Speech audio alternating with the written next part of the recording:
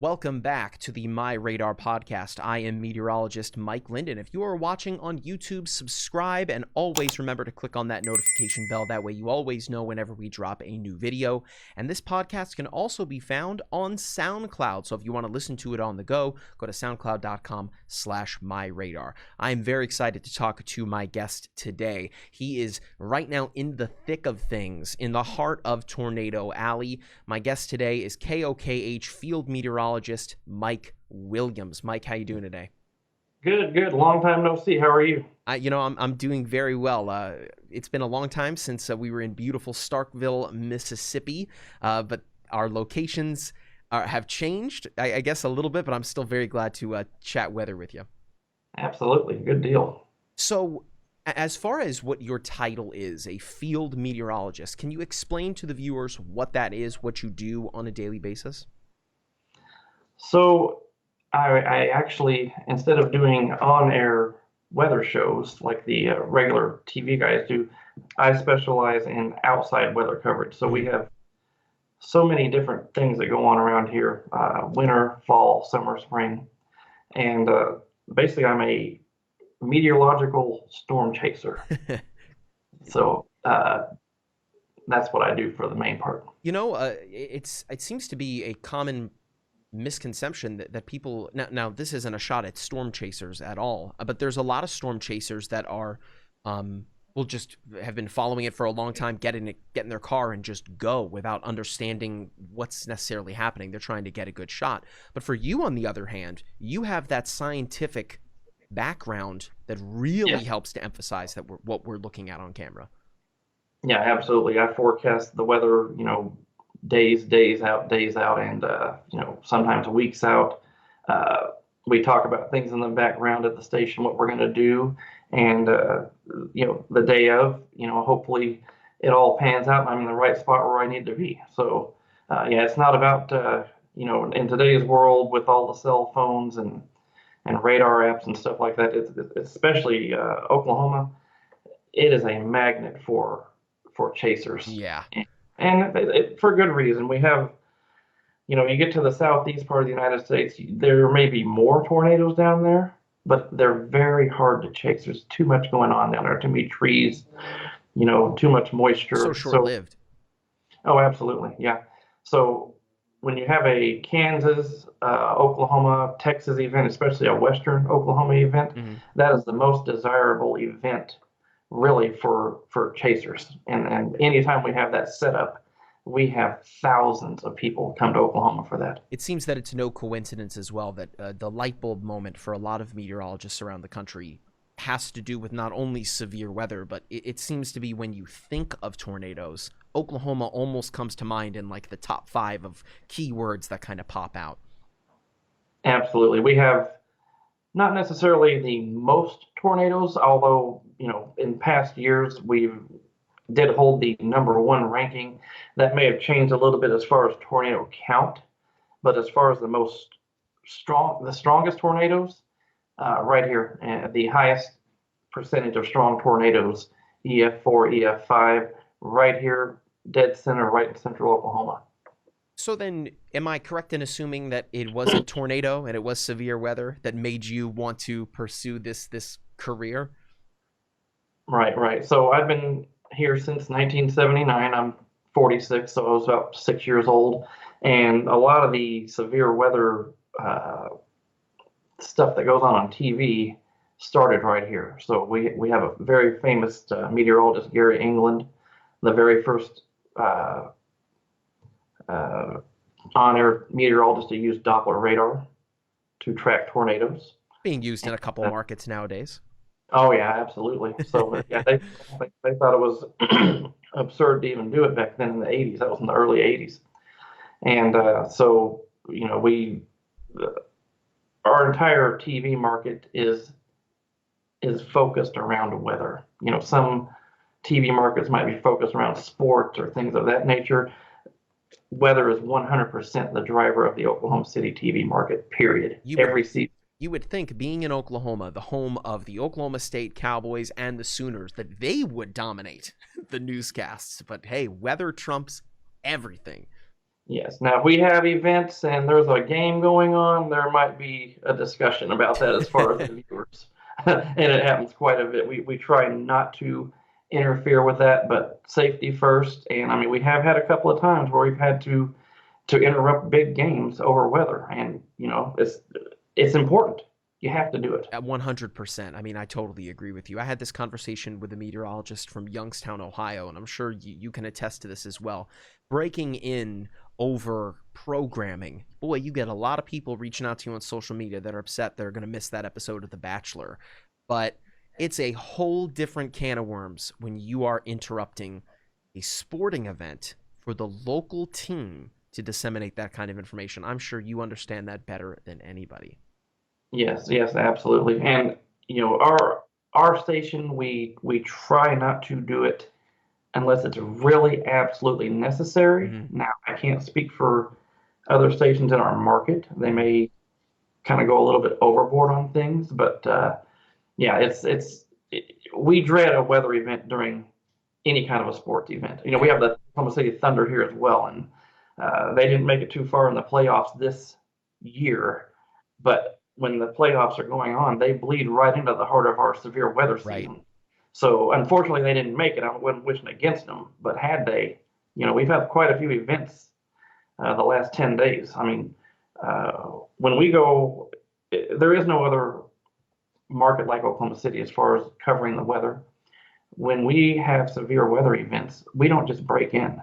We will sometimes be on 6 hours straight. It seems like that would be an average during this time of year. Oh, absolutely, yeah. I mean, Wednesday we're looking at possibly a significant event on Wednesday. It's a classic Oklahoma dryline event. We really haven't had one of those in quite a while, and we're preparing. I mean, everybody's going to be in early. We're going to be fully staffed, and when the first warning comes out, it may be 2 o'clock in the afternoon. I don't know exactly when. We'll stay on air continuously. I mean, it's crazy. Yeah, it really for people that are getting into the television business, or if anything, just the weather television business. Be prepared for those days where you are on camera for a long, long time. But those are the days that you got to show up and hit a home run. Right, every other day is kind of practice compared to that day where everything goes wrong or goes right, depending on how you look at it. Yeah, so I'm in a vehicle. We have cameras, and basically, I go to the weather. Yeah. And we're directly connected. Everything I see, they see. I can be on air in seconds. We're always watching. So, sometimes, and it has happened, I may see a tornado or a significant weather event before it even gets warned. And that's our purpose of being out there. Is I want to be where the action's at. Right. Obviously, I can't track every individual thing. Well, I'll tell you what, all stations combined in Oklahoma City, I'll give you an example, on Wednesday, just people working for the stations, there may be 30 trackers out Wednesday. That's just for the stations. Wow. And then there'll be thousands come in Wednesday from people come from out of the country. Yeah. For this. It's crazy. So we'll see how Wednesday pans out. I'm kind of dreading it because I think it's going to be a lot of chaser conversions, and it might be right around central Oklahoma. So that was going to be my next question for you. What is it like? Because I myself have never personally been storm chasing in Oklahoma. But what is it like when you're out on these roads that are...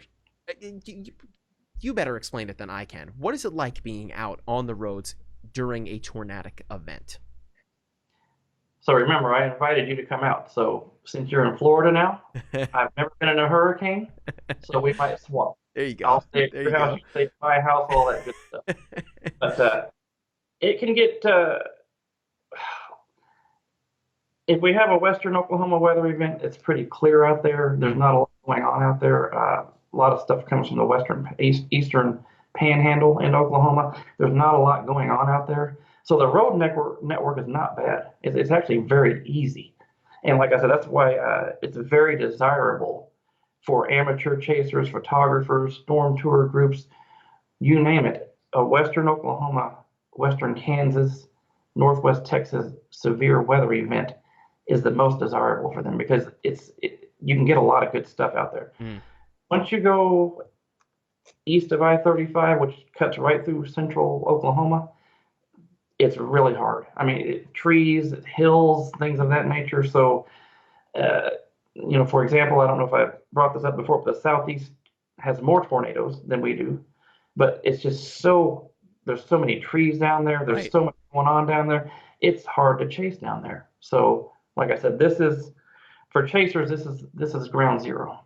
I can imagine. I mean, it's the center of the weather world, at least in America, for people that want to watch tornado coverage, because that's where it's happening. And 20 years ago, one of the most insane weather outbreaks in the history of the United States occurred in Oklahoma. It's wild to think that was 20 years ago, because I was just kind of starting my career in TV when the tornado touched down in Moore, Oklahoma in 2013. Right. Of course, what I'm referring to happened in 1999. Can you tell us a little bit about what that outbreak was like? I mean, that is a day I'm sure that not only you, but I'm sure a lot of people in Oklahoma are going to have trouble forgetting.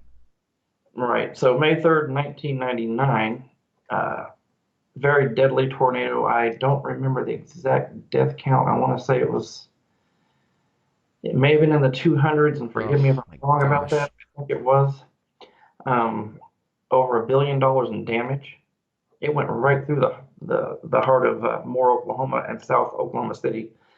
F5 rated. That storm actually prompted a new scale for tornado rating, which is now the EF scale, because the measured winds in that tornado exceeded the top of the F scale. And it was measured by mobile Doppler. That's absolutely bonkers for that to even happen. Right. So a literal off the charts weather event. Absolutely. Let's see, 302 miles an hour, and it had a maximum gust of 324 miles an hour. Yeah, so you're talking about a Category 1 hurricane times 4 wind speed. Luckily concentrated much less than that.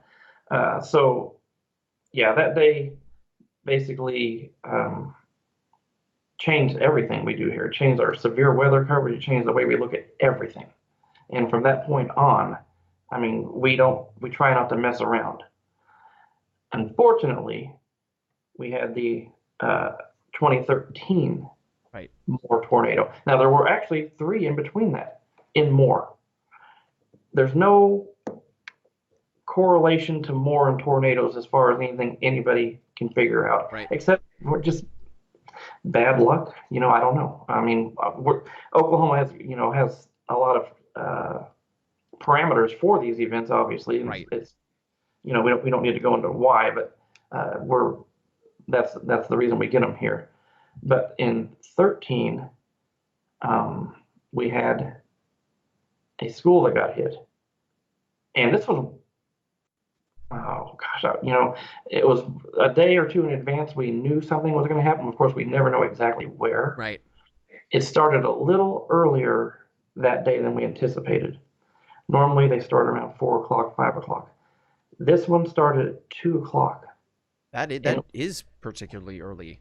Yes, it is. It is, especially for a dry line event.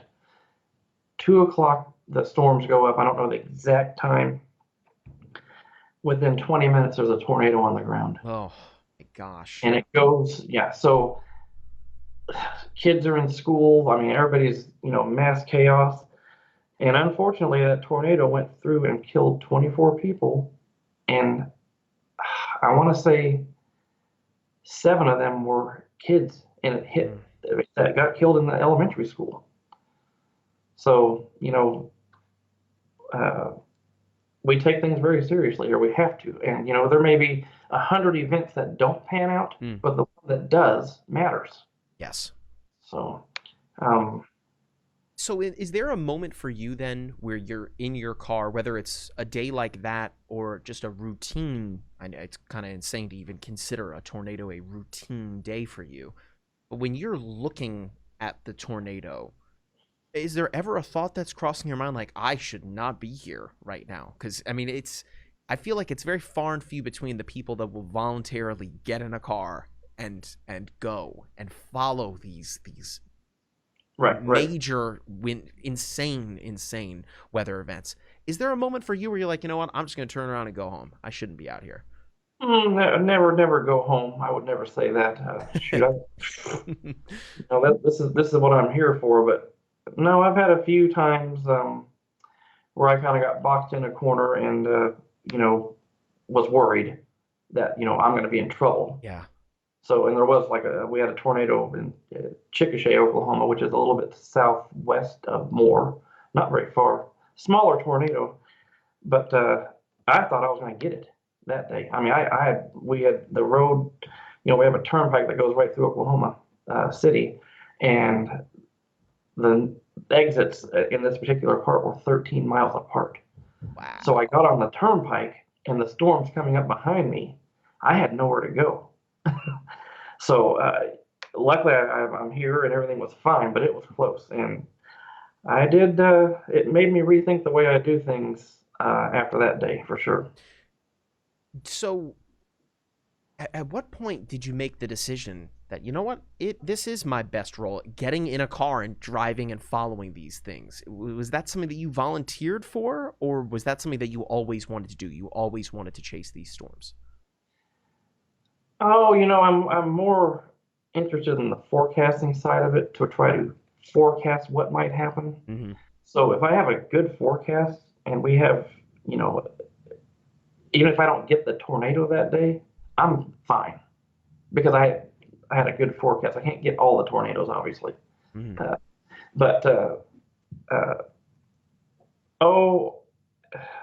What was it again you said? I'm sorry. Oh, no, I was going to say, how is it that you got your start? I mean, did you volunteer to be a storm chaser, or were you put into that role, or is this something that you always wanted to do? The Moore tornado was a fluke deal. I wasn't planning on. Back in those days, you didn't have access to everything you have access to now. So Right. The TV stations had access to everything. When that storm had gone up, they had started simulcasting on local radio. Probably a good call. Yeah, absolutely. So that you were able to hear into everything. So they were saying where it was at. So, okay, I'm a young kid. I'm going to drive down there and go see it. I got to go see this. And I saw it, and it was not good. And I saw people that were injured, and I saw a lot of things. It's not all fun and games, especially once you see what happened. I can't control the weather, but anyway. So from that point on, I just decided, you know what? I think I'm going to do something with this. Back then, you couldn't really. It was very hard to get into the business. So fast forward to the 2000s, technology changes. People are able to do things without the TV guys telling you what to do, because we have access to everything. And anybody has access to everything that we have access to. Mm-hmm. Most of the things anyway. So I just started, it just became a hobby, and I got a couple of significant tornadoes, and one time it was something that hardly anybody else got. I give it to the station, here, you can put this on air, and they're like, hey, you want to do this for us? Here we are. How about that? And actually, that was about 6 years ago. I didn't have the meteorology, certification from MSU, and I didn't need it, but I wanted to understand it better. Mm-hmm. So I went. I mean, that we were there together, and now I'm here where I am. So I just added one more notch to my belt. Now I'm not gonna say I didn't need it, because now that I'm doing a lot of forecasting and stuff, it makes me understand it a lot better. Mm-hmm. But it wasn't required. So I feel a lot better about it now. Yeah, I mean, it's more tools. It's more tools in the tool belt for sure. And yes. I would have to guess that on a daily basis that you're at least calling back to something that you've learned while you're out in the field. No, absolutely. I mean, I actually went and pulled some of my books and stuff out from school because I want to reread some of that stuff, because there's some things that didn't quite go the way I thought it would a few times. I want to revisit that and understand why. I had a day really early, in doing weather on air, where my brother, of all people, who's not a TV person at all, kind of cheered me up a little bit. As you know, weather is an applied science. On a daily basis, you're not going to get it right every single day, every aspect of it. And that bugged me. And he instilled that in me, that, listen, man, you know what you know, and you got to be confident in what you know. This is an applied science, and that has got to ring true for you out in Oklahoma, where if you knew where the tornadoes were going to happen every day, you'd be a gajillionaire. But unfortunately, that's not the case. That's what I tell people. It's like, if I knew exactly what was going to happen, I wouldn't be here on Facebook. I wouldn't be doing any of this stuff. I would be very profitable, Yeah. So especially here, we have our winter events we're right on the edge where things can go bad real quick or not at all. And so many times we have stuff that, as a station, they'll forecast and it looks like it's just going to be this big event, and it'll be like nothing. I'm not talking like half or a quarter, be zero. Yikes. And you talk about the backlash we get for that. But, hey, you got to take it with a grain of salt. It's not exact.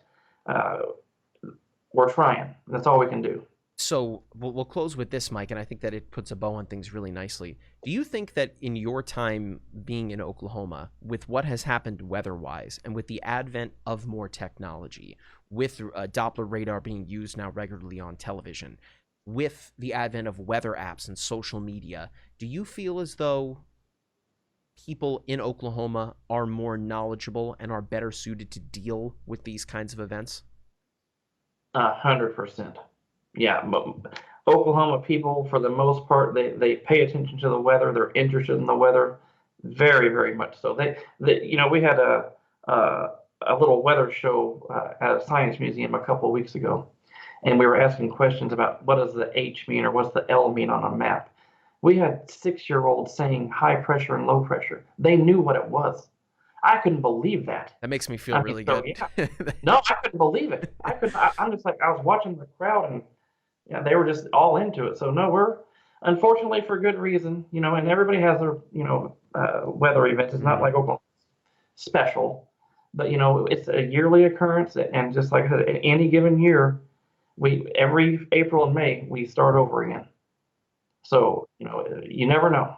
Is there a real opportunity for education in Oklahoma, as far as you said, teaching kids high, low pressure? Do they know what a hook echo is? I bet you a lot of them do. Yes. See, I mean, that's beautiful. Yes. The coverage in Oklahoma is there is no, especially the Oklahoma City market, there is no place like it. Some people hate it.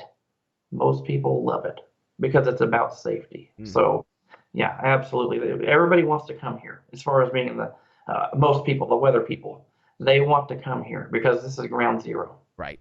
So, absolutely. Mike, thank you so much for doing this. I was so excited to just get a chance to talk to you, just because getting into the headspace of somebody that, again, is in their car during these events, chasing them is a whole next level of meteorology for me. Absolutely. Yeah, I appreciate you, man. I've really enjoyed talking to you. Yes, this was great. And again, if you want to learn more about Mike, his Twitter handle is right there below Weather Oklahoma. And you're also on Facebook too, Mike? Weather Oklahoma is the Weather Watch Oklahoma is my Facebook. And then WX Oklahoma is my Twitter handle. Excellent. Mike, is there anything else that you'd like to mention before we say goodbye? No, great. I appreciate talking to you. We're going to watch Wednesday closely. We may have an event, so we'll see what happens. Let's hope everything goes well. And until then, we'll see you next time.